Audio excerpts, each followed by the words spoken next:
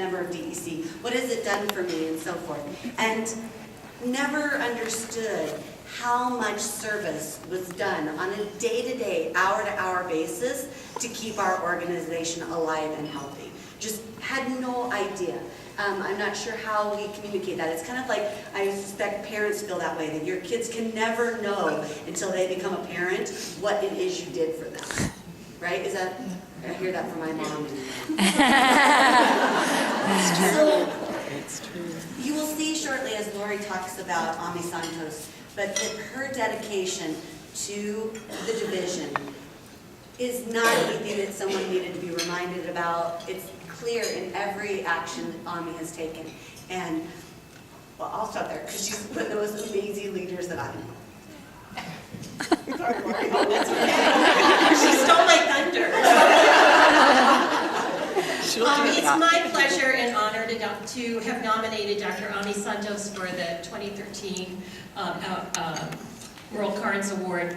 I've known Ami for about 20 years, probably longer, 23 years, I think, since we were both students, doctoral students, together at Utah State. So, Lori, I can see that Ami is passing on the legacy of what it means to be a doctoral student, and I can tell you that after 20 years, 23 years, that Ani and I still consider each other sisters, and it's one of the great joys of going through a doctoral program is being able to have lifelong friends and collaborators that you can share those opportunities with.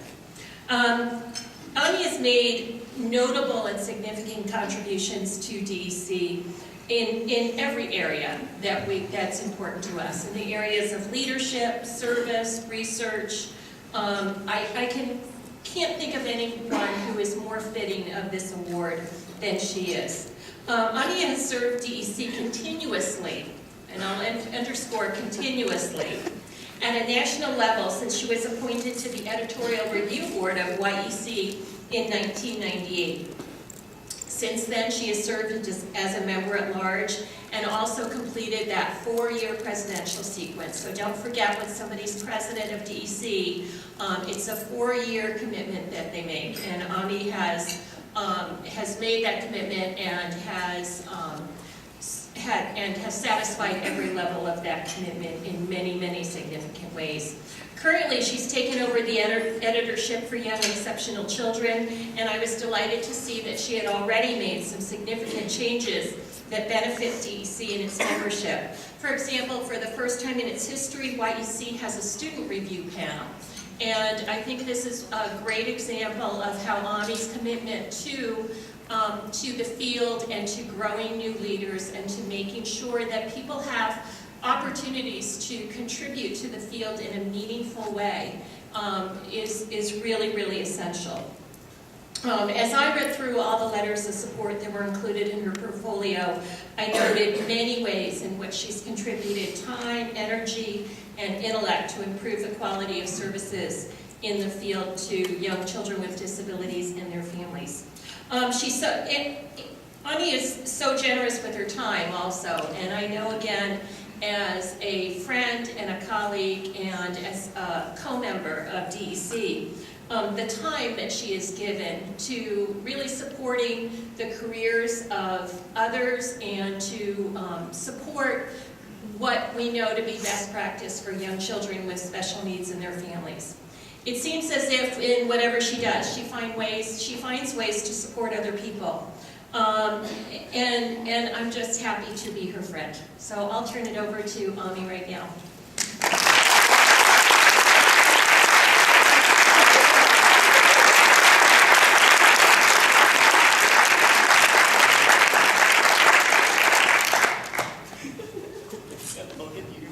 Sorry, don't look at me.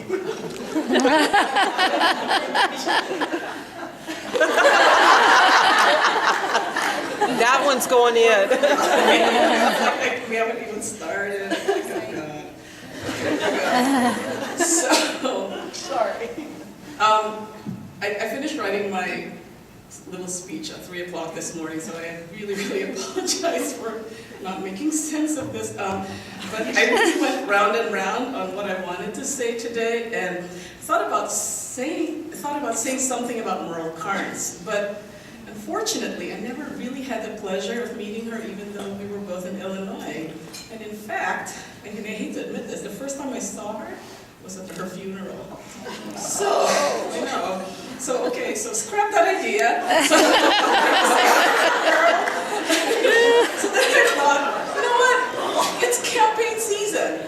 And the last time I was in front of DEC members I was campaigning to be the vice president. And I thought, you know what? I'm going to revisit that campaign speech I gave in Niagara Falls when I ran for vice president, and to see if I could use some of the brilliant words I wrote. So as I read and reflected on that speech, I thought, gosh, our world has changed so much since then, and along with it, we all have changed.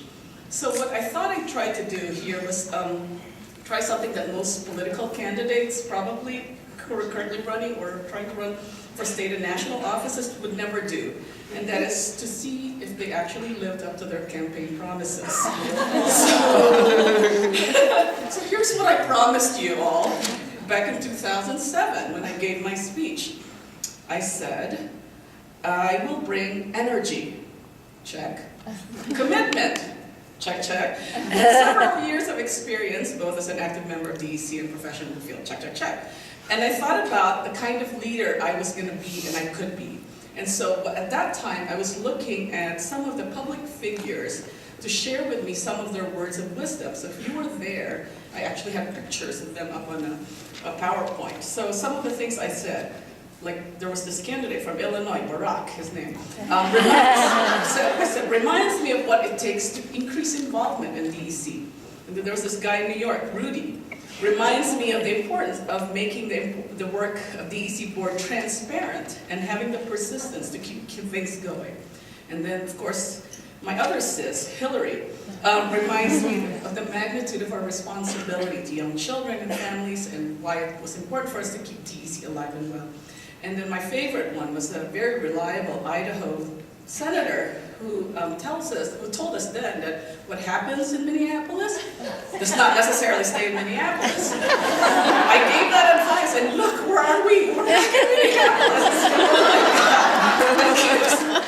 So how did I do? I said check, check, check, and then it was in my 10 years on the executive board. So I was on the executive board for 10 years. As first a committee chair, and then as a member at large, and then 4 years as on the presidential line. And then I served on many other committees and did a lot of task forces and activities for the organization. And if there's one lesson I learned that I really did not, through those years, was I really didn't have to look to these public figures to inspire me to be a leader. This is where it breaks down. Okay. Don't look at Chrissy.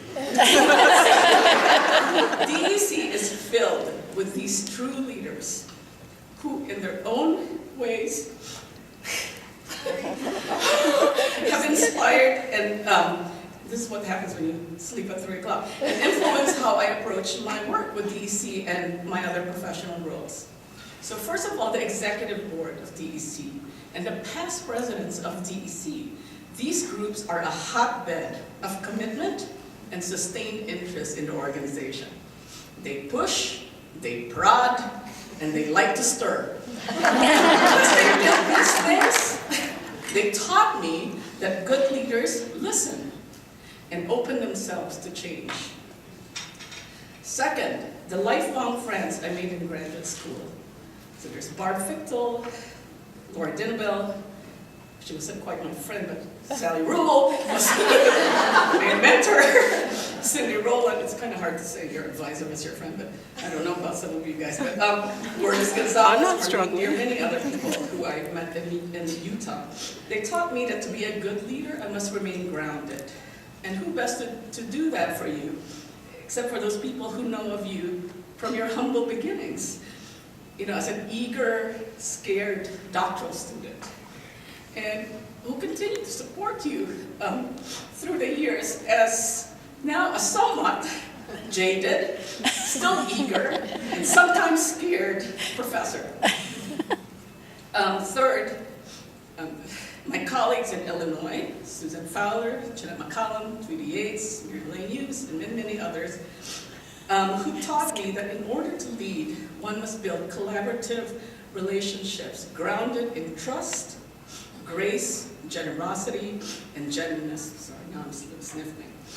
Fourth, my walking partner, my boss, my friend, Mickey, who taught me that one can still effectively lead by putting others first before yourself. And by your example, why am I doing this? You taught me how humility is a mark of leadership. Thank you. You're indentured servants.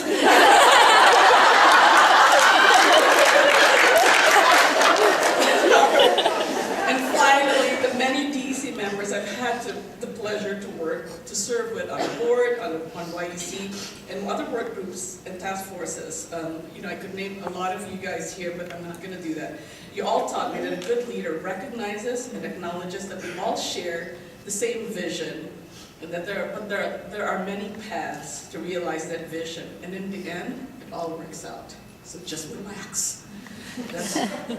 So from the bottom of my heart, thank you for this honor. And while I'm happy to really get a break from the board, I remain committed to as an owner of DEC.